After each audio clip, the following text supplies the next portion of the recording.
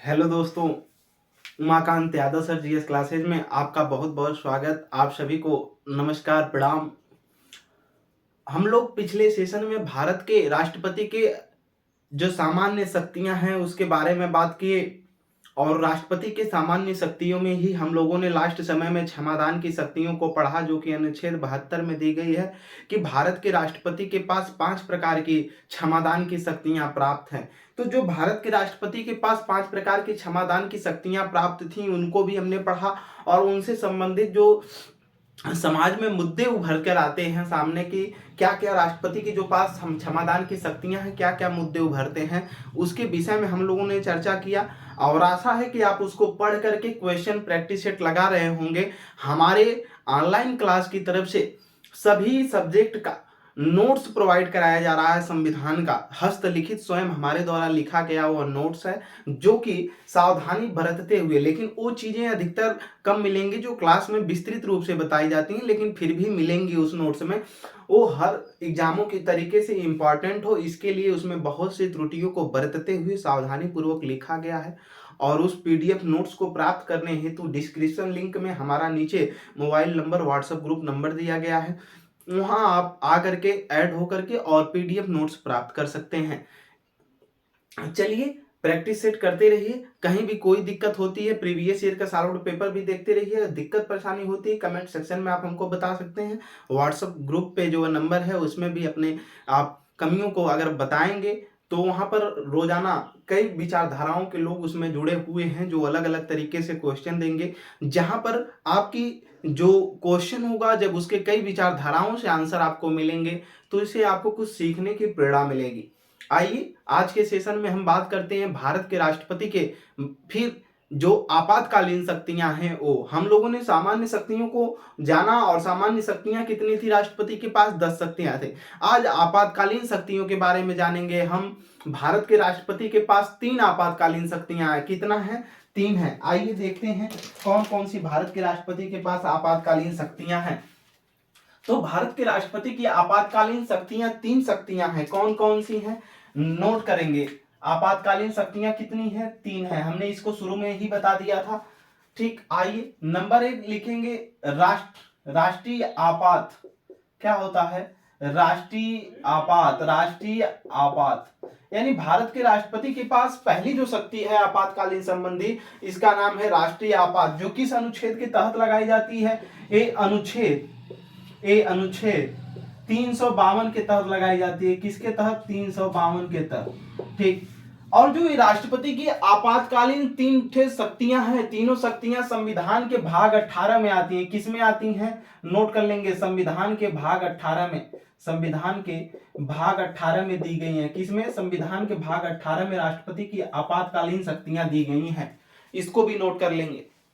हमने बताया था पहले संविधान होता है, संविधान के अंदर पार्ट होता है, पार्ट के अंदर चैप्टर होता है, चैप्टर के अंदर आर्टिकल होता है, आर्टिकल के अंदर क्लाज होता है, क्लाज के अंदर सब क्लाज होता है। तो इसमें संविधान का जो पहला पार्ट है, उस पार्ट में पार्ट 18 जो है, भाग 18 में ही राष्ट्रपति की आपातकालीन शक्तियां दी गई हैं। और वो शक्तियां कितने प्रकार की हैं? 3 प्रकार की हैं, जिसमें हम लोगों ने पहला देखा, पहली जो राष्ट्रपति के पास शक्ति है राष्ट्रीय आपात की शक्ति है, अनुच्छेद 352। ठीक, अभी क्या होता है, इन शक्तियों का एक एक करके हम विश्लेषण अध्ययन करेंगे। दूसरा होता है राष्ट्रपति शासन। क्या होता है? राष्ट्रपति शासन। राष्ट्रपति शासन, ये जो लगता है राष्ट्रपति शासन, ये होता है अनुच्छेद 356। किसके तहत? 356। ठीक, फिर इसके बाद तीसरा जो होता है, ये होता है वित्तीय आपात। क्या होता है? वित्तीय आपात। क्या होता है? वित्तीय आपात होता है। ये किसके तहत होता है? अनुच्छेद 360। अनुच्छेद 360। अनुच्छेद 360। ठीक, ये भाग 18 में दी गई तीनों शक्तियां हैं। अगर हम देखते हैं कि भारत के राष्ट्रपति के पास आपातकालीन शक्तियां कौन है, तो भारत के राष्ट्रपति के पास 3 आपातकालीन शक्तियां हैं जो भारत के संविधान के भाग 18 में दी गई हैं। पहला जो है राष्ट्रीय आपात है, अनुच्छेद 352 में दिया गया है। दूसरी राष्ट्रपति के पास जो शक्ति है वो राष्ट्रपति शासन है, अनुच्छेद 356 है, आपातकालीन शक्तियां हैं। और तीसरा जो वित्तीय आपात है, अनुच्छेद 360 में। ये जो आपातकालीन शक्तियां हैं भारत के संविधान में आई कहां से? तो भारत के संविधान में ये जर्मनी के संविधान से प्रेरित है। कहां से लिया गया है इसका? तो जर्मनी के संविधान से यह आपातकालीन शक्तियां क्या है? प्रेरित है। यानी स्रोत कौन है? जर्मनी। ठीक, नोट कर लेंगे, भारतीय संविधान में जो है आपातकालीन शक्तियों का स्रोत है। यानी ये कहां से आपातकालीन शक्तियां हमारे संविधान के भाग 18 में है? तो ये जर्मनी के संविधान से हमारे भाग 18 में ये आपातकालीन शक्तियां क्या की गई हैं? जोड़ी गई हैं। ठीक, अब हम लोग जो इन आपातकालीन शक्तियों से संबंधित मुद्दे उभर कर आते हैं कि कौन सी आपातकालीन शक्तियां कब घोषित की जाती हैं, कैसे इसकी घोषणा का प्रारूप बनता है, कैसे इसको समाप्त किया जा सकता है, और जब ये लागू होता है तो इसका प्रभाव क्या होता है। ठीक, और अब तक कितनी बार लागू हुआ, तो लागू हुआ तो क्यों लागू हुआ, इन सारी चीजों के मुद्दों को हम एक एक करके देखेंगे। आइए चलते हैं। तो हम लोग इसमें देखें कि जो भारत के राष्ट्रपति के पास आपातकालीन शक्तियां हैं वो 3 हैं, और संविधान के भाग 18 में क्या है? वर्णित है। ठीक, संविधान के भाग 18 में वर्णित है। और पहला जो है राष्ट्रीय आपात है, जो अनुच्छेद 352 के तहत है। ठीक, आइए देखते हैं। तो राष्ट्रपति के पास कुल कितनी आपातकालीन शक्तियां हो गई? अभी हमने लिखा कि कितना? 3, जो कहां से है? कोष्टक में लिख लेंगे, संविधान के भाग 18 में है। कहां? संविधान के भाग 18 में। संविधान के भाग 18 में राष्ट्रपति की आपातकालीन शक्तियां क्या है? वर्णित की गई हैं। पहली कौन शक्ति आती है? इसको हेडिंग देंगे राष्ट्रीय आपात। क्या देंगे? राष्ट्रीय आपात। राष्ट्रीय आपात क्या होता है? राष्ट्रीय आपात किस अनुच्छेद के तहत? अनुच्छेद 352 के तहत। किसके तहत? अनुच्छेद 352 के तहत। अनुच्छेद 352 के तहत। 352, आर्टिकल 352। आइए देखते हैं अनुच्छेद 352 है क्या? राष्ट्रीय आपात। देखिएगा, यदि राष्ट्रपति का यह समाधान हो जाए, जो भारत का राष्ट्रपति है, कब अनुच्छेद 352 लागू होगा? जब यदि राष्ट्रपति का समाधान हो जाए कि युद्ध, बाह्य आक्रमण एवं सशस्त्र विद्रोह के कारण जो भारत है या भारत का किसी कोई एक हिस्सा, उसके क्षेत्र में कुछ ऐसा खतरा पैदा हो जाए, तो ऐसे समय में भारत का राष्ट्रपति क्या करेगा? अगर उसके पास समाधान है तो वो राष्ट्रीय आपात की घोषणा कर सकता है। ठीक, ये जो राष्ट्रीय आपात की घोषणा होती है, ये संभावित आधार पर ही होती है।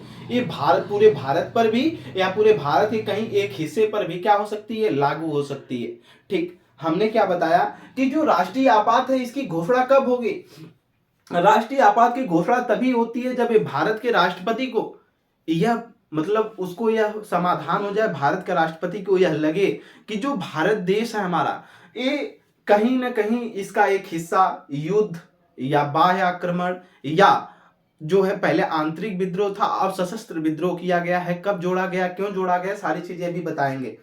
ठीक, तो युद्ध, बाह्य आक्रमण यानी दूसरे देशों का आक्रमण हो जाए, या सशस्त्र विद्रोह हो जाए, अपने देश के अंदर सैनिकों में विद्रोह हो जाए, ऐसे समय में क्या किया जा सकता है? सशस्त्र विद्रोह अगर हो जाता है तो ऐसे समय में राष्ट्रपति का यदि समाधान हो जाए कि भारत, पूरे संपूर्ण भारत में या भारत के कहीं एक हिस्से में जहां पर ऐसा हुआ है और वहां पर सुरक्षा मतलब जो व्यवस्था है वो खतरे में है, तो ऐसे समय में भारत का राष्ट्रपति क्या करेगा? राष्ट्रीय आपात की घोषणा कर सकता है।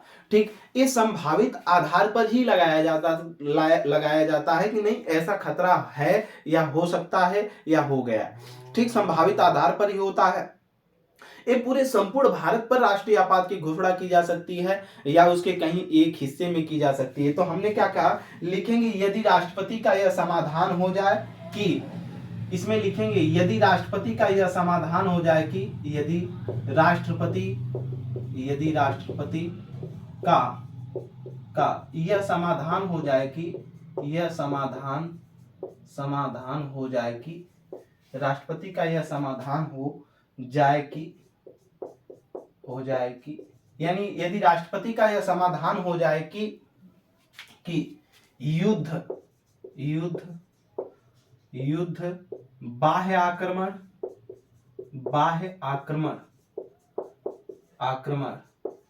एवं सशस्त्र विद्रोह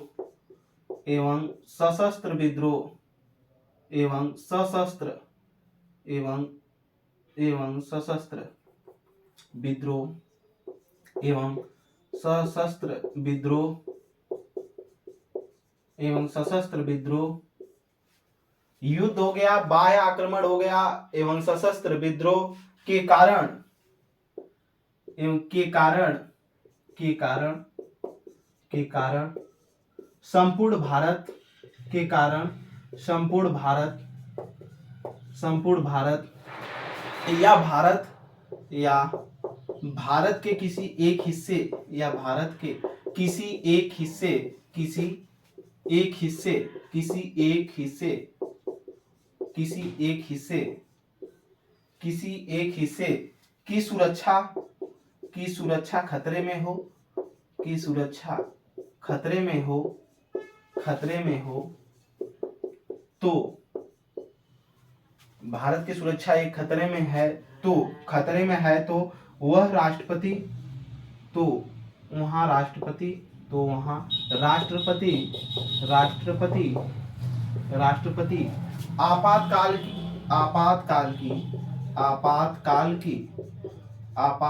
की घोषणा कर सकता है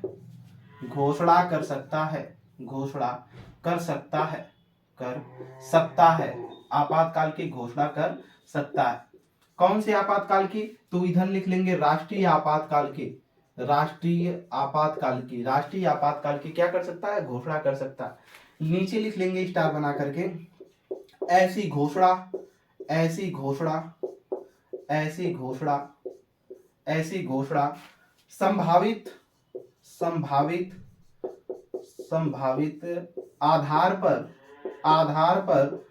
आधार पर ही की जाती है। यानी जो राष्ट्रीय आपातकाल की घोषणा है ये संभावित आधार पर ही की जाती है। आगे की तरफ लिखेंगे यह घोषणा संपूर्ण भारत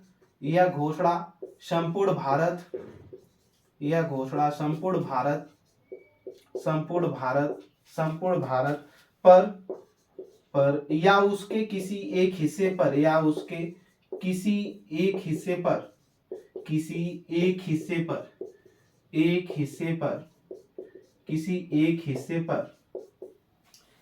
एक हिस्से पर भी लागू हो सकती है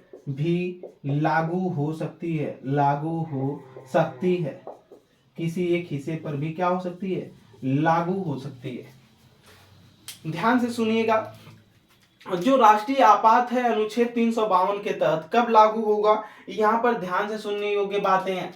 हमने कहा यदि राष्ट्रपति का समाधान हो जाए, यानी राष्ट्रपति को यह लगे और उसका पूरा संपूर्ण समाधान हो, क्या कि कहीं भी समाधान हो जाए कि युद्ध हुआ हो या बाह्य आक्रमण या दूसरे देश का हमारे देश पर आक्रमण हो जाए एवं सशस्त्र विद्रोह, जो ये शब्द आए हैं इन शब्दों को युद्ध, ठीक, बाह्य आक्रमण या सशस्त्र विद्रोह के कारण संपूर्ण भारत में या भारत के किसी एक हिस्से में, क्या संपूर्ण भारत की बात कर रहा है या उसके किसी एक हिस्से की जो सुरक्षा व्यवस्था है, वो क्या हो? खतरे में हो, तो वहां पर राष्ट्रपति क्या करता है? राष्ट्रीय आपातकाल की घोषणा कर देता है। क्या कर देता है? राष्ट्रीय आपातकाल की घोषणा कर देता है। ऐसी घोषणा संभावित आधार पर ही क्या की जाती है, यानी संभावना ऐसा हो कि युद्ध हुआ है और संभावित है कि वहां की सुरक्षा व्यवस्था खतरे में है या बाहरी आक्रमण हो रहा है, लगता है कि नहीं भारत का कोई एक हिस्सा या संपूर्ण भारत पर खतरा बना है, तो ऐसी संभावना के आधार पर ही क्या किया जा सकता है, या देश के अंदर सैनिक विद्रोह होने वाला है, सशस्त्र विद्रोह होने वाला है, तो ऐसे भी संभावना के आधार पर ही राष्ट्रपति का जब समाधान होता है तभी क्या किया जाता है? राष्ट्रीय आपात की घोषणा की जाती है। अब बात आती है कि जो राष्ट्रीय आपात है यह घोषणा संपूर्ण भारत या उसके किसी एक हिस्से पर भी क्या होती है? लागू हो सकती है, ठीक, यानी ये संपूर्ण भारत पर भी लागू हो सकती है और एक भारत के किसी एक हिस्से पे जहां पर ऐसा भय है वहां भी लागू हो सकती है। संपूर्ण भारत पर जरूरी नहीं है कि लागू हो, ठीक। तो ऐसे स्थिति में कहीं भी लागू हो सकती है, राष्ट्रपति के समाधान पर निर्भर करता है। आइए आगे की तरफ देखते हैं, राष्ट्रीय आपातकाल में क्या शब्द बाद में हटाए गए हैं और क्या जोड़े गए हैं, ठीक। आइए देखते हैं राष्ट्रीय आपातकाल में, इसमें 44वां संविधान संशोधन 1978 में हुआ। हुआ क्या, इंदिरा गांधी की सरकार थी 1976 में। इंदिरा गांधी की उसके पहले से ही 71 से ही इंदिरा गांधी 71 में भी प्रधानमंत्री रही, फिर 72 के बाद भी इंदिरा गांधी भारत की प्रधानमंत्री रही। तो उन्होंने 1974 और 75 में देश के अंदर जब चुनाव हुआ तो उन्होंने चुनाव जीती और अराजकता सरकार थी, पूर्ण बहुमत की सरकार थी। ऐसे समय में उन्होंने अपने पावर का भी यूज किया और जो देश के बड़े बड़े उस समय नेता थे उन्होंने आंदोलन छेड़ा हुआ था सरकार के खिलाफ, तो उनको गिरफ्तार करने के लिए और उनके चुनाव की जो प्रक्रिया थी उसमें कोई दिक्कतें ना हो, इसके लिए इंदिरा गांधी ने सरकार ने क्या किया कि देश में आंतरिक अशांति के जो उसमें जो सशस्त्र विद्रोह हमने यहाँ पर दिखाया सैनिक विद्रोह, उसी तरह पहले आंतरिक अशांति हुआ करती थी। ठीक, यानी देश के अंदर अगर आंतरिक अशांति फैल जाए, शांति न रहे, ठीक, आंतरिक अशांति का मतलब है सेना अपने में लड़ने लगे, सशस्त्र विद्रोह हो जाए, कोई और भी मामले को लेकर के भगदड़ हो जाए, ठीक, तो ऐसे समय में जब ये परिस्थितियां पैदा हुई तो इंदिरा गांधी ने इसी के आधार पर 74 और 75 के करीब में जो है 24 जून 1974 और 75 के बीच में उन्होंने क्या कर दिया, आंतरिक अशांति के आधार पर राष्ट्रीय आपात की घोषणा करवा दी। उस समय में भारत के जो राष्ट्रपति थे डॉक्टर फखरुद्दीन अली अहमद, जो फखरुद्दीन अली अहमद भारत के राष्ट्रपति बनाए गए थे, वो भी इंदिरा गांधी, भारत का जो राष्ट्रपति होता है वो प्रधानमंत्री की कहीं न कहीं पूरी एक तरफ से कह लीजिए आशीर्वाद ही होता है कि उसके कहने पर वो बनते हैं, तो आशीर्वाद इनका था। ठीक, फखरुद्दीन अली अहमद इंदिरा गांधी की भाई भारत के राष्ट्रपति थे, लेकिन इंदिरा गांधी के नेतृत्व में थे। इंदिरा गांधी ने उनसे घोषणा करवा दिया आंतरिक अशांति के आधार पर। तभी ये जो आंतरिक अशांति के आधार पर राष्ट्रीय आपातकाल की घोषणा कराई गई थी, उस घोषणा के आधार से बड़े बड़े नेताओं को गिरफ्तार करके जेल के अंदर कर दिया गया और उसमें देश की स्थिति बहुत दयनीय हो गई थी। ठीक, क्योंकि उसी समय हमारी पंचवर्षीय योजना चल रही थी, पांचवी पंचवर्षीय योजना बार बार अनुच्छेद आ रहा है, जो है 74 से 78 के बीच जो पांचवी पंचवर्षीय योजना चल रही थी और उसका उद्देश्य यही था गरीबी उन्मूलन, यानी पूर्ण रूप से क्या करना था, गरीबी उन्मूलन। उसी समय लोग नारा देते थे इंदिरा भगाओ देश बचाओ, यानी इंदिरा को हटा दो देश बचाओ, और इंदिरा गांधी का नारा था कि गरीबी भगाओ इंदिरा लाओ, यानी गरीबी को भगाना है, इंदिरा को लाना है। ठीक, ये जज्बात था। इंदिरा गांधी की पुनः सरकार नहीं बनी, बाद में 77 में सरकार गिरी तो फिर मोरारजी देसाई की गैर जनता पार्टी की सरकार बनी, यानी गैर कांग्रेसी सरकार बनी थी 77 में। लेकिन इंदिरा गांधी ने जो इसका दुरुपयोग किया था, उस समय जब जवाब पूछा जा रहा था तो जवाब सही तरीके से नहीं मिल पाया कि भारत में राष्ट्रीय आपातकाल की घोषणा क्यों की गई। ऐसा तो भी कोई बड़ा वो जन आंदोलन नहीं लोग छेड़े थे कि मतलब आंतरिक अशांति फैली हुई थी, लेकिन उन्होंने आंतरिक अशांति का हवाला देते हुए प्रेस की लाइनों को कटवा दिया, ऐसे ही हवाला करते हुए कि प्रेस भी दोबारा दूसरे दिन न छापे जब इन्होंने राष्ट्रीय आपात की घोषणा करवाई थी। राष्ट्रपति इनके घर के थे, इनके नेतृत्व के थे, यानी फखरुद्दीन अली अहमद इनके दया आशीर्वाद पे बने थे, इसलिए इन्होंने ऐसे दबाव में क्या कर दिया, इंदिरा गांधी आयरन लेडी इसीलिए कहा जाता है इंदिरा गांधी को, तो इन्होंने दबाव में ऐसा कर दिया फखरुद्दीन अली अहमद की राष्ट्रीय आपात की घोषणा हुई और आंतरिक अशांति की जगह पे वही चल करके फिर 44वां संविधान संशोधन 1978 में हुआ गैर कांग्रेसी सरकार में, और उसी समय इसमें दो शब्द जोड़े गए, आंतरिक अशांति की जगह पे काट करके सशस्त्र विद्रोह किया गया, यानी संशोधन कर दिया गया। और फिर दूसरी बात ये कही गई कि जो कैबिनेट है यानी मंत्रिमंडल, या मंत्रिमंडल जो है, मंत्रिमंडल के जो सलाह जरूरी है, यानी उसमें मंत्रिमंडल जब कहेगा तभी राष्ट्रीय आपात की घोषणा की जा सकती है, भारत का राष्ट्रपति अन्यथा नहीं कर सकता है। यानी फिर हो सकता है वो डर था कि इंदिरा गांधी जैसा कोई और अगर प्रधानमंत्री बन गया तो वो भी ऐसे पावर में कार्य कर सकता है, इसीलिए इस पे दो सलाह कर दी गई कि जो मंत्रिमंडल है, मंत्रिमंडल की लिखित सलाह होगी कि नहीं राष्ट्रीय आपात लगना चाहिए तब, और जो आंतरिक अशांति थी उसको हटा दिया गया कि आंतरिक अशांति का फिर कोई हवाला न दे, उसकी जगह पर क्या जोड़ दिया गया, सशस्त्र विद्रोह जोड़ दिया गया। ठीक, यानी सशस्त्र विद्रोह का मतलब है जब कहीं पर सैनिक क्या हो, सैनिक विद्रोह कर दे, जैसे 1857 की क्रांति में हो गया था, ठीक, अराजकता फैल जाए वहां पर, ठीक, तो ऐसे समय में राष्ट्रीय आपात की घोषणा की जा सकती है। तो आइए देखते हैं राष्ट्रीय आपात अनुच्छेद 352 में संशोधन क्या किया गया, तो लिखेंगे 44वां संविधान संशोधन अधिनियम क्या 44वां संविधान संशोधन अधिनियम, 44वां संविधान संशोधन अधिनियम CAA, कॉन्स्टिट्यूशन अमेंडमेंट एक्ट, संविधान संशोधन अधिनियम यानी 44 कॉन्स्टिट्यूशन अमेंडमेंट एक्ट 1978, 44वां संविधान संशोधन अधिनियम 1978 के तहत क्या हुआ, लिखेंगे के द्वारा के द्वारा के द्वारा के द्वारा के द्वारा अनुच्छेद 352 में के द्वारा अनुच्छेद 352 में अनुच्छेद 352 में अनुच्छेद 352 में अनुच्छेद 352 में अनुच्छेद 352 में 352 में दो शब्द जोड़े गए, दो शब्द जोड़े गए, दो शब्द जोड़े गए, ठीक, दो शब्द जोड़े गए। कौन कौन से शब्द हैं? पहला लिखेंगे आंतरिक अशांति, आंतरिक अशांति, आंतरिक अशांति, आंतरिक अशांति, ये पहले था इसमें, इसकी जगह पर क्या जोड़ा गया अभी देखेंगे। लिखेंगे इसकी जगह पे आंतरिक अशांति, लिखेंगे इसकी जगह पे, इसकी जगह पे, इसकी जगह पर, इसकी जगह पर क्या जोड़ा गया, तो लिखेंगे सशस्त्र विद्रोह जोड़ा गया। क्या? सशस्त्र विद्रोह, सशस्त्र विद्रोह जोड़ा गया, सशस्त्र विद्रोह जोड़ा गया, ठीक, सशस्त्र विद्रोह जोड़ा गया, नोट कर लीजिए, सशस्त्र विद्रोह जोड़ा गया।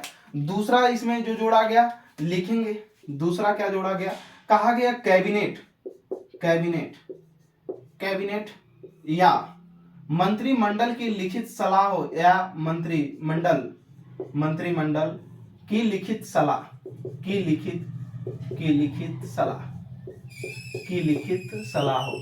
यानी राष्ट्रीय आपातकाल की घोषणा तभी की जाएगी जब अब आंतरिक अशांति को क्या कर दिया गया, इसको कट कर दिया गया, यानी इसको कट कर दिया गया, ठीक, इसको कट कर दिया गया। अब इसके जगह पे क्या होगा, राष्ट्रीय आपात होगा, ठीक, क्या, राष्ट्रीय आपात, यानी सॉरी सशस्त्र विद्रोह, यानी सशस्त्र विद्रोह जब होगा आंतरिक अशांति के जगह पे तभी राष्ट्रीय आपात की घोषणा की जा सकती है। दूसरा कहा गया कि तभी की जाएगी जब मंत्रिमंडल या कैबिनेट की क्या हो, लिखित सलाह हो, क्या हो, लिखित सलाह हो, तभी राष्ट्रीय आपातकाल की घोषणा की जाएगी। तो ये रहा कि अब राष्ट्रीय आपात की घोषणा कब की जाएगी। अब संशोधन होकर क्या आ गया, युद्ध के आधार पर, यानी किसी दूसरे देश से युद्ध हो जाए और लगता है भारत के राष्ट्रपति को ऐसा समाधान हो, उसको संभावित लगता है कि नहीं युद्ध हुआ है और देश का कोई एक हिस्सा या पूरा संपूर्ण देश खतरे में है, ऐसे समय में, या युद्ध दूसरे बाह्य आक्रमण, यानी दूसरे देश का आक्रमण होने की संभावना है या आक्रमण हो जाए, ठीक, तो ऐसे समय में संभावित आधार पर राष्ट्रपति क्या करेगा, राष्ट्रीय आपात की घोषणा कर सकता है। तीसरा, अब आंतरिक अशांति की जगह पर क्या हो गया, सशस्त्र विद्रोह, यानी जब सैनिक विद्रोह हो जाए देश के अंदर, ठीक, अराजकता फैलने लगे, ऐसे समय में क्या हो जाएगा, तब राष्ट्रीय आपात की घोषणा की जाएगी। लेकिन उसके पहले क्या होगा, मंत्रिमंडल की लिखित सलाह लेनी होगी, यानी मंत्रिमंडल अगर कहता है तभी राष्ट्रपति क्या करेगा, लिखित उसकी सलाह पर तभी उस पर समाधान करके राष्ट्रीय आपात की घोषणा करेगा, उसके पहले घोषणा नहीं कर सकता। आइए देखते हैं हम इस घोषणा का विस्तार कैसे किया जाएगा, ठीक, तो एक घोषणा का विस्तार कैसे होता है, ठीक, एक घोषणा का विस्तार कैसे होगा, ठीक, अनुच्छेद जो 352 है इसकी घोषणा का, यानी राष्ट्रीय आपात की घोषणा का विस्तार, हेडिंग डालिएगा घोषणा का विस्तार, ठीक, क्या, घोषणा का विस्तार, 352 की घोषणा का विस्तार, ठीक, राष्ट्रीय आपात के घोषणा का विस्तार, राष्ट्रीय आपात की घोषणा का विस्तार, के घोषणा का विस्तार, के घोषणा का विस्तार, यानी जो राष्ट्रपति है एक घोषणा का विस्तार कैसे करेगा, कैसे इसको बढ़ाया जा सकता है, कितने समय तक लागू होता है, ये भी एग्जाम में पूछे गए क्वेश्चन। आइए देखते हैं कि राष्ट्रीय आपात की जो घोषणा का विस्तार क्या है। तो राष्ट्रीय आपात की जो घोषणा का विस्तार है, इसमें कहा गया कि राष्ट्रीय आपात की घोषणा का विस्तार तभी किया जा सकता है कि जब राष्ट्रपति का यह समाधान हो जाए और मंत्रिमंडल इसको लिखित रूप में प्रारूप दे देगी, तो राष्ट्रीय आपात की घोषणा कौन करेगा, राष्ट्रपति करेगा। और जब राष्ट्रपति कर देगा तो ये संसद के दोनों सदन जो लोकसभा और राज्यसभा है उनको एक माह के अंदर, यानी जब बैठक होगी, उस 1 माह के अंदर इनको विशेष बहुमत के द्वारा क्या किया जाना होगा, पारित किया जाना होगा। विशेष बहुमत यानी 2/3 बहुमत से संसद के दोनों सदनों से अगर ये पारित हो जाता है तो ये 6 माह के लिए क्या हो जाएगा, इसका विस्तार हो जाएगा, यानी जो राष्ट्रीय आपात है 6 माह के लिए लगी रहेगी। फिर उसी तरह विशेष बहुमत से पारित करके फिर अगर ऐसा लगता है तो 6 माह के लिए फिर बढ़ाया जा सकता है।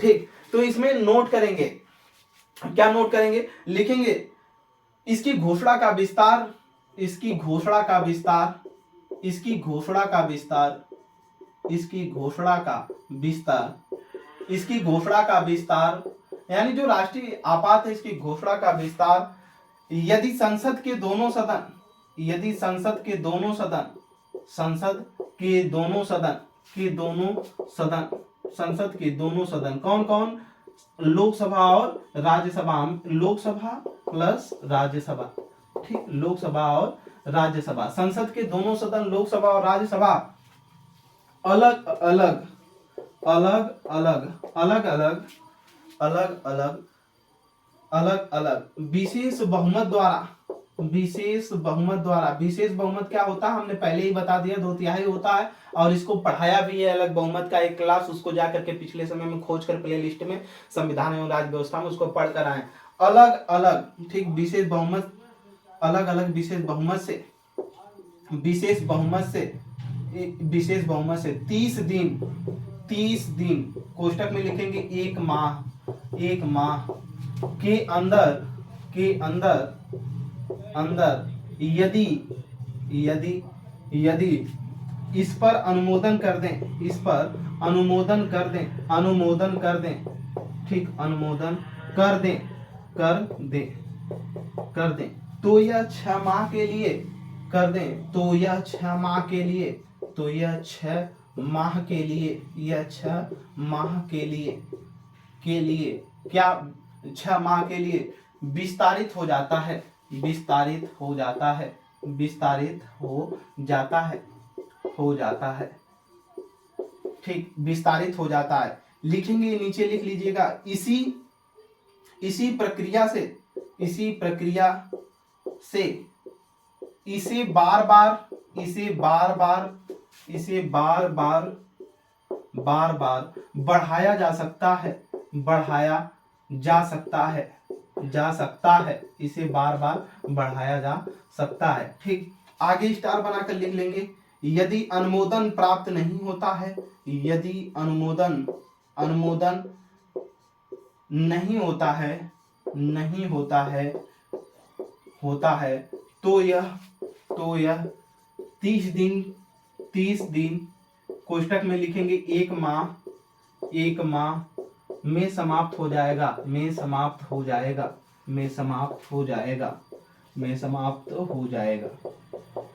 ठीक, नोट देखिएगा, हमने क्या बताया कि राष्ट्रीय आपात की घोषणा का जो विस्तार है, इस घोषणा का विस्तार क्या होगा, संसद, जो संसद के दोनों सदन है कौन कौन, लोकसभा और राज्यसभा के अलग अलग विशेष बहुमत से, किस बहुमत से, विशेष बहुमत से, यानी विशेष बहुमत का मतलब 2/3, ठीक, 2/3 क्या होना चाहिए, 30 दिन के अंदर जब राष्ट्रीय आपात की घोषणा राष्ट्रपति कर दे मंत्रिमंडल की लिखित सलाह के बाद, तो उसको 30 दिन के अंदर क्या होना चाहिए, अनुमोदन कर दें, यानी जो 30 दिन के अंदर जो संसद के दोनों सदन है उसमें विशेष बहुमत से प्रस्ताव पारित हो जाए, और जब पारित हो जाएगा तो यह कितने दिन के लिए, 6 माह के लिए, इसको जरूर नोट करिएगा, 6 माह के लिए क्या होगा, 6 माह के लिए विस्तारित हो जाएगा।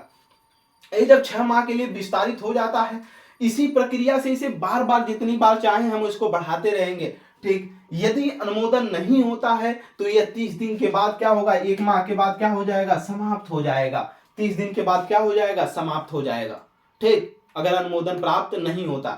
लेकिन अब जो ये घोषणा हुई है राष्ट्रीय आपात की घोषणा का विस्तार, आइए देखते हैं इसका। अब तक तो हमने विस्तार देखा कि मतलब एक ऐसे विस्तृत समय तक, मतलब लंबे समय तक लग सकते हैं, लेकिन अब इसकी समाप्ति कैसे की जा सकती है, कि अगर लगा हुआ है राष्ट्रीय आपात तो इसको समाप्त करना है तो कैसे किया जाएगा। आइए, घोषणा की समाप्ति, यानी जो राष्ट्रीय आपात की घोषणा हुआ है इसकी समाप्ति। अब तक तो हम लोगों ने विस्तार देखा। ठीक, ये मेंस की परीक्षाओं से जो है दृष्टि से बहुत इंपॉर्टेंट है, इस तरीके से आपको लिखना पड़ेगा। ठीक, तो ध्यान से समझते हुए और मेहनत से पढ़ते हुए चलिए। हमारे अंदर से तो इसमें कोई क्वेश्चन पैदा ही नहीं होना चाहिए जिस आसान भाषा में हम इसको आपको बता रहे हैं। ठीक, तो इसमें घोषणा का अब लिखेंगे घोषणा की समाप्ति, हेडिंग डालेंगे राष्ट्रीय आपात की घोषणा की समाप्ति, घोषणा की समाप्ति, घोषणा की क्या समाप्ति, यानी जो राष्ट्रीय आपात है इसकी जो घोषणा हुई है इसमें समाप्ति इसकी कैसे होगी इसको देखेंगे। घोषणा की समाप्ति, आइए घोषणा की समाप्ति में हम देखेंगे पहला तो होता है, इसको लिखते हुए चलेंगे और समझते हुए चलेंगे। लिखेंगे राष्ट्रपति कभी भी, राष्ट्रपति कभी भी, राष्ट्रपति राष्ट्रपति कभी भी कभी भी कभी भी कभी भी घोषणा को समाप्त कर सकता है, कभी भी घोषणा को समाप्त कर सकता है, को समाप्त कर सकता है, को समाप्त कर सकता है, कर सकता है। यानी राष्ट्रपति को यह शक्ति प्राप्त है कि वो कभी भी इस घोषणा को, जो घोषणा उन्होंने जारी किया था ठीक मंत्रिमंडल के लिखित सलाह पर, उसको कभी भी वो क्या कर सकता है, समाप्त कर सकता है। दूसरा लिखेंगे संसद द्वारा घोषणा का अनुमोदन, संसद द्वारा, संसद का मतलब लोकसभा और राज्यसभा, संसद के द्वारा संसद के द्वारा घोषणा का अनुमोदन न करने पर, घोषणा का अनुमोदन न करने पर, अनुमोदन न करने पर, यानी हमने अभी बताया कि जब संसद का जो दोनों सदन है ठीक, और संसद के दोनों सदन जो लोकसभा और राज्यसभा है, अगर दोनों 30 दिन के अंदर अपना विशेष बहुमत द्वारा प्रस्ताव, वो इस प्रस्ताव को पारित नहीं करते, यानी इस घोषणा पर अपना कोई अनुमोदन नहीं देते हैं 30 दिन के अंदर, तो ये 30 दिन के बाद क्या हो जाएगा, समाप्त हो जाएगा। तो वही कह रहा है संसद के जो घोषणा का अनुमोदन है अगर वो न करेंगे, संसद अनुमोदन न कर देती है, विशेष बहुमत द्वारा उसको पारित नहीं करती है, तो 30 दिन के बाद राष्ट्रीय आपात क्या हो जाएगा, अपने आप समाप्त हो जाएगा। तीसरा इसमें लिखेंगे, तीसरा जो है लिखेंगे लोकसभा साधारण बहुमत से, लोकसभा साधारण बहुमत से, जो लोकसभा है साधारण बहुमत से क्या करेगी, साधारण बहुमत से प्रस्ताव पारित करके, जो प्रस्ताव है पारित करके प्रस्ताव पारित करके घोषणा को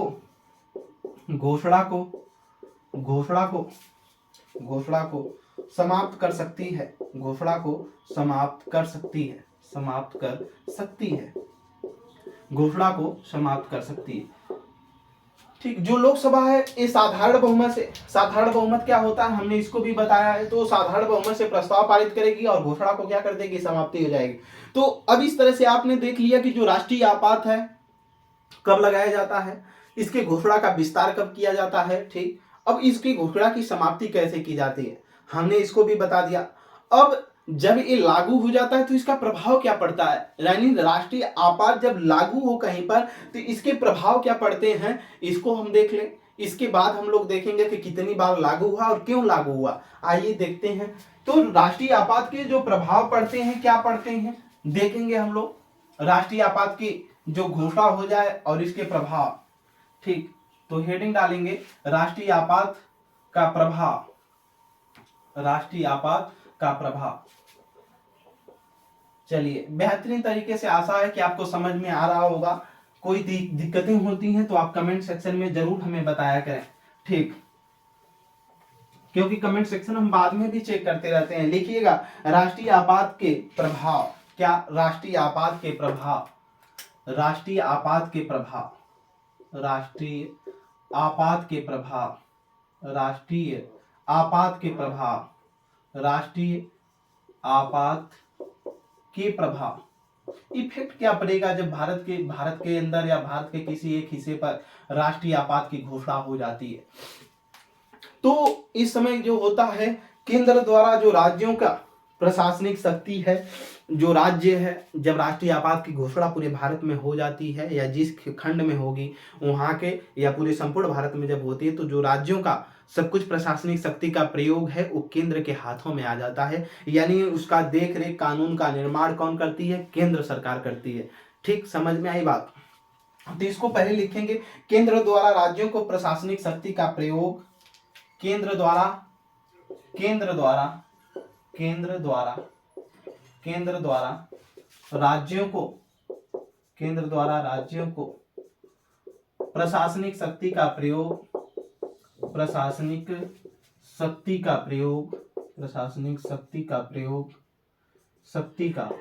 जो केंद्र द्वारा क्या है, राज्यों का प्रशासनिक शक्ति, केंद्र द्वारा राज्यों को प्रशासनिक शक्ति के प्रयोग के संबंध में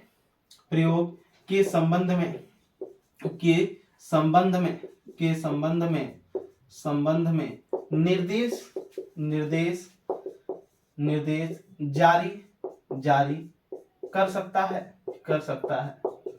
सकता है। यानी जो केंद्र है इसके हाथों में आ सकती है, जो शक्ति है केंद्र के हाथों में आ जाती है, या ये राज्यों को निर्देश जारी करेगा। केंद्र द्वारा क्या होता है, राज्यों को प्रशासनिक शक्ति का प्रयोग के संबंध में क्या किया जाता है, निर्देश जारी किया जा सकता है, यानी निर्देश जारी करता है। ठीक, वो किसी भी प्रकार से निर्देश कर सकता है कि हम यहाँ का कानून बनाएंगे या कानून आप इस तरीके से बनाएंगे। उस समय केंद्र क्या हो जाता है, मजबूत हो जाता है, और केंद्र ही ऐसे समय में क्या करता है, सब कुछ निर्णय लेता है जब राष्ट्रीय आपात क्या हो, लागू हो। ठीक, आगे लिखेंगे संसद राज्य सूची के विषय पर, दूसरा लिखेंगे संसद राज्य सूची के विषय पर। जो संसद है, केंद्र है, संसद राज्य सूची के विषय पर, राज्य सूची जो संसद है ये राज्य सूची, स्टेट जो शेड्यूल है, राज्य सूची के विषय पर कानून बना सकती है, के विषय पर कानून बना सकती है। कभी कभी क्वेश्चन पूछा जाता है कि जो राज्य सूची का विषय है इस पे केंद्र कब कब कानून बनाएगी, तो इसको हम लोग देखेंगे जब केंद्र और राज्य संबंध को पढ़ेंगे तो उस समय। लेकिन जो संसद है ये राज्य सूची के विषय पर कानून बना सकती है जब देश में क्या हो, राष्ट्रीय आपात की क्या हो, व्यवस्था लागू हो। ठीक, तो इसमें राज्य सूची के विषय पर जब कानून बना सकती है तो इसी को माना जाता है क्या, लिखेंगे इन दो कार्डों से, इन्हीं दो कार्डों से, जो ऊपर है इन्हीं और इसके द्वारा, इन्हीं दो कार्डों से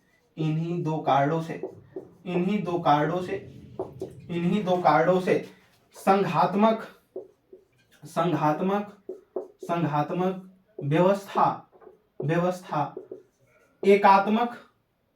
व्यवस्था एकात्मक व्यवस्था बन जाती है, एकात्मक बन जाती है। यानी जो बात की जाएगी हमारे संविधान में कि जो संविधान हमारा है भारत राज्यों का संघ है, यानी संघात्मक व्यवस्था है, इसमें स्टेट की भी मान्यता है। ठीक, और क्या मान्यता है इसमें, यानी सभी स्टेटों को मिला करके चलती है। इसमें स्टेटों के भी पास शक्तियां हैं और कुछ शक्तियां केंद्र के भी पास हैं, यानी इसमें दोनों की लगभग शक्तियां समान हैं। ठीक, और दोनों का उसमें हिस्सेदारी होता है। लेकिन एकात्मक व्यवस्था में हो जाता है एक तरफा शक्ति। तो जब राष्ट्रीय आपात की घोषणा हो जाती है, जैसे इसमें दे दिया कि संसद राज्य सूची के विषय पर क्या बनाएगा, कानून बनाएगा। संसद जो केंद्र है यानी संसद है वो राज्यों को प्रशासनिक शक्ति के प्रयोग के संबंध में निर्देश जारी कर सकता है। तो इन दो कार्डों को जब हम देखेंगे तो लगता है कि संघात्मक व्यवस्था से क्या बन जाती है, एकात्मक व्यवस्था बन जाती है राष्ट्रीय आपात के समय में। यानी उस समय केंद्र मजबूत हो जाता है, क्या होता है, केंद्र सरकार मजबूत हो जाती है, राज्यों की जो शक्तियां होती हैं क्या करती हैं, छीड़ हो जाती हैं। ठीक, एकात्मक बन जाता है, यूनिटी बन जाती है। ठीक, इसमें तो आइए आगे की तरफ हम देखते हैं, यहां तक कोई दिक्कत नहीं होगी। तीसरा क्या प्रभाव पड़ता है जब ये लगता है, तो तीसरा प्रभाव क्या है, तीसरे प्रभाव में लिखेंगे मौलिक अधिकार निलंबित किए जा सकते हैं, मौलिक अधिकार निलंबित किए जा सकते हैं, मौलिक अधिकार निलंबित किए जा सकते हैं। जो फंडामेंटल राइट है, मौलिक अधिकार निलंबित किए जा सकते हैं, मौलिक अधिकार निलंबित किए जा सकते हैं, निलंबित किए जा सकते हैं, निलंबित किए जा सकते हैं। ठीक, इसी के लिए 44वां संविधान संशोधन 1978 में ही क्या हुआ था। ठीक, नीचे नोट करेंगे 44वां संविधान संशोधन अधिनियम 1978। ठीक, 44 कॉन्स्टिट्यूशन अमेंडमेंट एक्ट 1978, यानी 44वां संविधान संशोधन अधिनियम जो ये हुआ, इसके तहत क्या हुआ 1978 में, इसके अनुसार कहा गया, के अनुसार आप लिखेंगे के अनुसार कहा गया, क्या कहा गया, इसमें कहा गया कि जो अनुच्छेद क्या है, 20 है और 21 है। ठीक, जो जीवन जीने का अधिकार है, ठीक, और 21 जो जीवन जीने का अधिकार है, 20 में जो अपराध संबंधी और भी मामले दिए गए हैं। इन अनुच्छेद 20 और 21 जो ये मामले हैं, इन मामलों को निलंबित नहीं किया जा सकता। बाकी सभी अधिकारों को क्या किया जा सकता है, जो स्वतंत्रता का अधिकार है उसको वंचित किया जा सकता है। आप ये नहीं कहेंगे कि उस समय हमारी रोजी रोटी लगाने की जरूरत है, जम्मू कश्मीर बॉर्डर पे जम्मू कश्मीर में राष्ट्रीय आपात की घोषणा हुई। आप ये नहीं कहेंगे कि हम जम्मू कश्मीर जा सकते हैं घूमने के लिए। आप ये नहीं कहेंगे कि हमें कहीं भी सभा करने की स्वतंत्रता की, कोई भी देश में सशस्त्र विद्रोह हो गया, राष्ट्रीय आपात की घोषणा है, आप ये नहीं कहेंगे कि हम जनसभा कर सकते हैं, हम तो हमारी स्वतंत्रता आप रोक नहीं सकते। ऐसे समय के उसी के लिए मौलिक अधिकारों का निलंबित कर दिया जाता है। बस दो अनुच्छेद 20 और 21 में जो वर्णित अधिकार हैं, यही अधिकार आपको प्रोवाइड कराया जाता है। यानी 44वां संविधान संशोधन अधिनियम के तहत जो है, राष्ट्रीय आपात के समय में मौलिक अधिकारों का क्या किया जाएगा, निलंबन किया जाएगा। लेकिन 44वां संविधान संशोधन में कहा गया कि अनुच्छेद 20 और 21 को छोड़कर, क्या कहा गया, को छोड़कर बाकी को निलंबित किया जाएगा। बाकी को निलंबित किया जाएगा, यानी बाकी जो मौलिक अधिकार होंगे उनको क्या किया जाएगा, निलंबित कर दिया जाएगा। जो बाकी के अधिकार होंगे उनको निलंबित कर दिया जाएगा। ठीक, बाकी को क्या किया जाएगा, निलंबित कर दिया जाएगा। अब ये प्रभाव रहे, और इसका जो प्रभाव होता है, इस समय एक प्रभाव ये भी पड़ता है, लिख लेंगे, जब राष्ट्रीय आपातकाल की घोषणा हो तो इसका प्रभाव क्या हो सकता है। इसमें एक चीज और लिख लेंगे, चौथा पॉइंट, लोकसभा का कार्यकाल 1 वर्ष के लिए बढ़ाया जा सकता है। 1 वर्ष के लिए बढ़ाया जा सकता है। 1 वर्ष के लिए बढ़ाया जा सकता है। ये भी पीसीएस के एग्जामों में पूछा गया है। 1 वर्ष के लिए बढ़ाया जा सकता है, जा सकता है। एसएससी सीजीएल की परीक्षाओं में भी पूछा गया, पीसीएस में तो पूछा ही गया। ठीक, यानी जब राष्ट्रीय आपातकाल की घोषणा हो तो उस समय क्या, अगर लोकसभा के चुनाव का टाइम आ जाएगा तो क्या होगा, तो 1 वर्ष के लिए चुनाव के लिए क्या किया जा सकता है, इसको बढ़ाया जा सकता है। लोकसभा का जो कार्यकाल है 1 वर्ष के लिए बढ़ाया जा सकता है। ठीक, ऐसे समय में ये रहा क्या, राष्ट्रीय आपात के जो प्रभाव हैं ये हम लोगों ने देखा। आगे चलते हैं, अब तक कि लगा कितनी बार है राष्ट्रीय आपात हमारे देश में, क्यों क्यों लगा है, आइए देखते हैं। ठीक, आइए, तो अब तक हमारे देश में जो राष्ट्रीय आपात लगा है, लगभग 3 बार लगा है। कितनी बार, 3 बार लगा है। ठीक, क्यों क्यों लगा है, आइए हम देखते हैं। और उसी समय से क्वेश्चन पूछ लिए जाते हैं, जब राष्ट्रीय आपात की घोषणा हुई तो इस समय जो है देश के, भारत के, मतलब उस समय प्रधानमंत्री कौन थे, राष्ट्रपति कौन थे, ये क्वेश्चन पूछे जाते हैं। ठीक, तो आप अगर इसको जानते रहेंगे तो बेटर होगा कि आप क्वेश्चन को सॉल्व कर लेंगे। ठीक, और आशा है कि हर चीजें समझ में आ रही होंगी आपको। ठीक, आइए देखते हैं राष्ट्रीय आपात कब कब लगा। ठीक, राष्ट्रीय आपात कितनी बार लगा, कितनी, जेल वार्डन की परीक्षा 2020 में पूछा गया, कितनी बार लगा है, कितनी बार लगा है, जेल वार्डन की परीक्षा में पूछा गया एक क्वेश्चन था। ठीक, आइए देखते हैं। इसमें दिसंबर में हुई थी परीक्षा 2020 में। आइए देखते हैं राष्ट्रीय आपात कितनी बार लगा है, तो 3 बार लगा है। ठीक, कितनी बार, 3 बार, इसको नोट करेंगे, 3 बार लगा है। कौन, राष्ट्रीय आपात। बच्चे कंफ्यूजन में हो जाते हैं, राष्ट्रपति शासन की राष्ट्रीय आपात की वित्तीय आपात, तो इसमें समझना है राष्ट्रीय आपात की बात की जा रही है बार बार। ठीक, 3 बार लगा है। कब कब लगा है, पहला लिखेंगे इसमें, पहला लगा है 1962 में। कब, 1962 में। दूसरा लिखेंगे इसमें, कब लगा है, 1971 में। ठीक, अभी हम बता रहे हैं क्यों क्यों क्यों लगा है। ठीक, 1971 में। तीसरा नोट करेंगे 1975 में। ठीक, 74 75 दोनों की तिथियां आती हैं, 75 ही मूल माना जाता है, जून। ठीक, 1962 में जो क्यों लगा, इसमें लिख लेंगे भारत चाइना युद्ध, भारत चीन युद्ध, चीन युद्ध। ठीक, भारत चीन युद्ध हुआ और उसी के बाद से इसमें हुआ कि क्या हुआ, राष्ट्रीय आपात की 62 में घोषणा की गई राष्ट्रीय आपात की। ठीक, इस समय लिखेंगे तत्कालीन, तत्कालीन, तत्कालीन, तत्कालीन क्या, राष्ट्रपति, राष्ट्रपति, तत्कालीन राष्ट्रपति, पीएम प्रधानमंत्री। ठीक, तो तत्कालीन जो राष्ट्रपति थे उस समय थे डॉक्टर राजेंद्र प्रसाद। कौन? डॉक्टर राजेंद्र प्रसाद, राजेंद्र प्रसाद, ठीक, राजेंद्र प्रसाद, ठीक। और फिर इसी के बाद 62 में ही डॉक्टर सर्वपल्ली राधाकृष्णन भारत के राष्ट्रपति बनते हैं, ठीक। और उपराष्ट्रपति प्रथम रहे कौन? डॉक्टर सर्वपल्ली राधाकृष्णन प्रथम उपराष्ट्रपति भी रहे, लेकिन डॉक्टर राजेंद्र के प्रसाद के बाद क्या रहे? राष्ट्रपति भी भारत के रहे। तो तत्कालीन उस समय जो राष्ट्रपति थे डॉक्टर राजेंद्र प्रसाद थे, और प्रधानमंत्री जो थे पंडित जवाहरलाल नेहरू। कौन? पंडित जवाहरलाल नेहरू, पंडित जवाहरलाल नेहरू भारत के प्रधानमंत्री थे, पंडित जवाहरलाल नेहरू। 1962 में जब भारत चाइना युद्ध हुआ तो उस समय क्या हुए? भारत चाइना युद्ध के समय वो प्रधानमंत्री थे, ठीक। राष्ट्रीय आपात की घोषणा तभी हुई थी। और अगर ये पूछा जाता है कि पंडित जवाहरलाल नेहरू के बाद कौन प्रधानमंत्री बने, तो गुलजारी लाल नंदा कार्यवाहक प्रधानमंत्री रहे। उसके बाद गुलजारी लाल नंदा के बाद लाल बहादुर शास्त्री देश के प्रधानमंत्री बनते हैं, ठीक। 1971 में क्यों हुआ? तो इसमें लिखेंगे भारत पाक युद्ध, भारत पाक युद्ध, भारत पाक युद्ध यानी भारत पाकिस्तान युद्ध। कोष्टक में लिखेंगे दूसरा युद्ध हुआ था। ये पहला 65 में ही हुआ था। पहला भारत और चाइना का जो युद्ध हुआ, अरे भारत और पाकिस्तान का युद्ध हुआ था, वो 65 में हुआ था।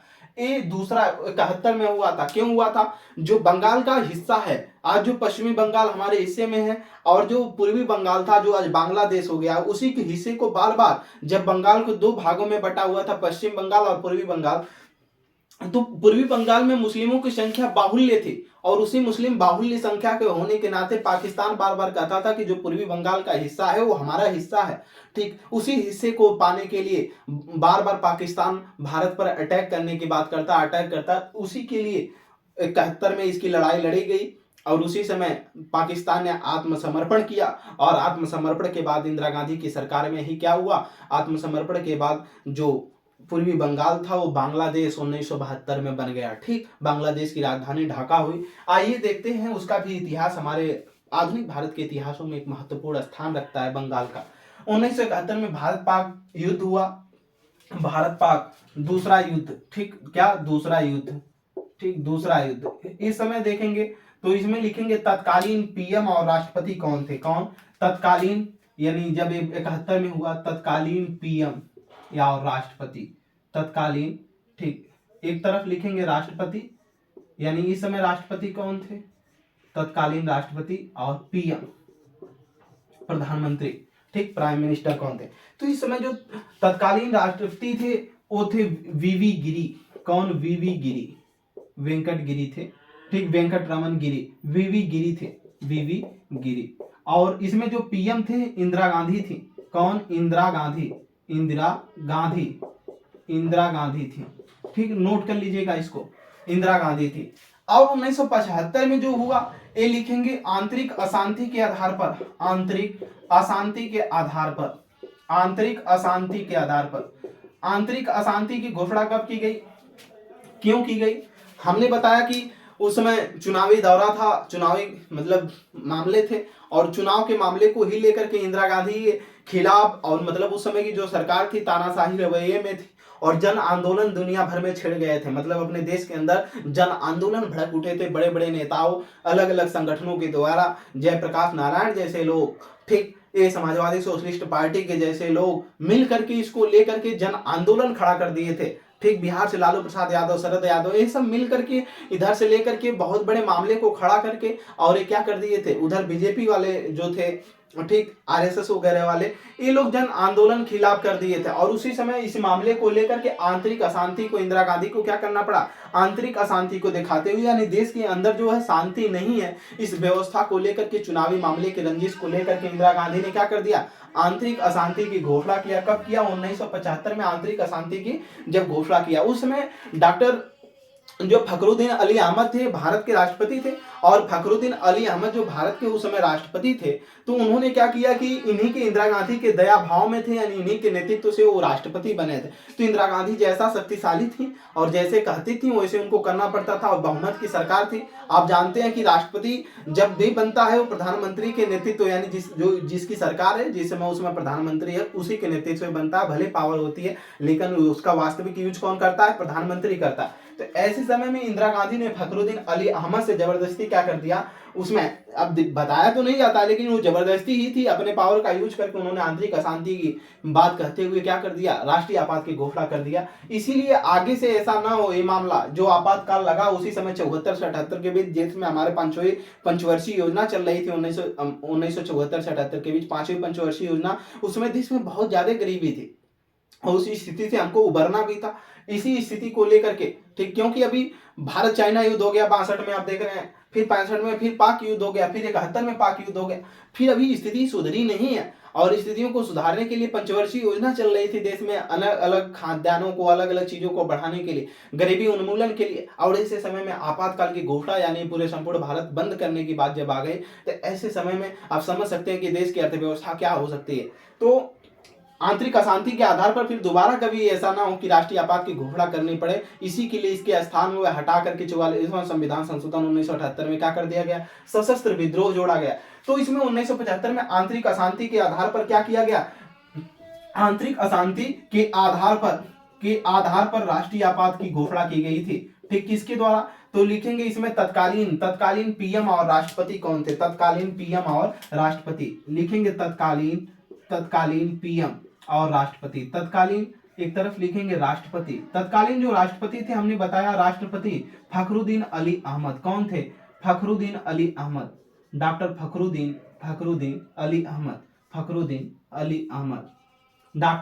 अली अहमद, नोट कर लीजिएगा, इंदिरा गांधी के समय में थे। और दूसरे समय जो पीएम थे वो वही थे इंदिरा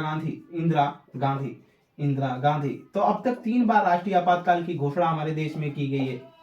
अब आप बता सकते हैं कि जो राष्ट्रीय आपात है अनुच्छेद 352, इसका देश में 3 बार अब तक घोषणा हुई है। कितनी बार, 3 बार लगा है। कब 62 में भारत चाइना युद्ध हुआ, तब तत्कालीन उस समय जो भारत के राष्ट्रपति थे डॉक्टर राजेंद्र प्रसाद, प्रधानमंत्री पंडित जवाहरलाल नेहरू थे। ठीक, दूसरी बार 1971 में भारत पाकिस्तान का जो दूसरा युद्ध हुआ, इसको लेकर के अभी हमने बताया कि जो पिछले समय में भी कहानी बताया, पूर्वी बंगाल के हिस्से को लेकर के पाकिस्तान अपना कब्जा जमाता, उसके लिए बात थी। तब उस समय तत्कालीन जो राष्ट्रपति थे वीवी गिरी थे, प्रधानमंत्री इंदिरा गांधी थी। ठीक, 1975 में आंतरिक अशांति के आधार पर राष्ट्रीय आपात की घोषणा की गई थी। तत्कालीन उस समय भारत के जो राष्ट्रपति थे फखरुद्दीन अली अहमद थे और इंदिरा गांधी भारत के क्या थे, प्रधानमंत्री थे। तो हम लोगों ने आज पूरे राष्ट्रीय आपात, जो भारतीय संविधान में भारत के राष्ट्रपति की आपातकालीन शक्तियां हैं, जो संविधान के भाग 18 में दी गई है, 3 प्रकार की शक्तियां, उसमें से एक शक्तियों को हमने राष्ट्रीय आपात अनुच्छेद 352 के अंतर्गत देखा कि राष्ट्रीय आपात होता क्या है, कब लगाया जाता है, इसकी घोषणा कैसे की जाती है, इसका विस्तार कैसे होता है, इसका समाप्ति कैसे होती है, इसका प्रभाव क्या होता है, अब तक देश में कितनी बार लगा, क्यों लगा। ठीक, तो हमने इसको रखा, ठीक, आपके सामने क्यों लगा इसको भी रखा। उस समय कौन कौन प्रधानमंत्री थे और राष्ट्रपति थे, पूछा जाता है एग्जामों में, तो इसको भी हमने आपके सामने रखा। अगर कहीं कोई दिक्कत परेशानी होती है कमेंट सेक्शन में आप बताएं। Umakant Yadav sir GS classes में जुड़ने के लिए आप सबका बहुत बहुत धन्यवाद। ज़्यादा से ज़्यादा हमारे चैनल को शेयर करें एक दूसरे तक, ताकि बेहतरीन जानकारी उसको भी मिले। और अगर क्लास अच्छा लगा हो तो देखने के बाद कमेंट सेक्शन में आप जरूर कुछ न कुछ लिखें, ये हमारी गुजारिश है आपसे। धन्यवाद, प्रणाम।